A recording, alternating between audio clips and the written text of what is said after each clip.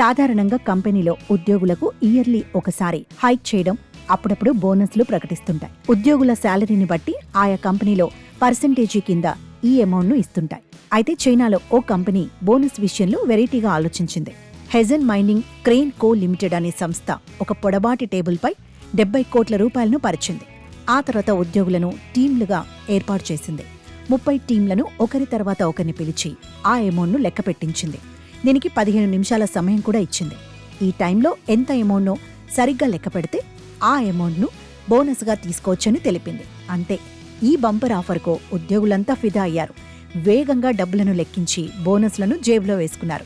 ప్రస్తుతం దీనికి సంబంధించిన వీడియో సోషల్ మీడియాలో వైరల్ అవుతోంది. నెటిజన్లు రకరకాలుగా కామెంట్స్ చేస్తున్నారు.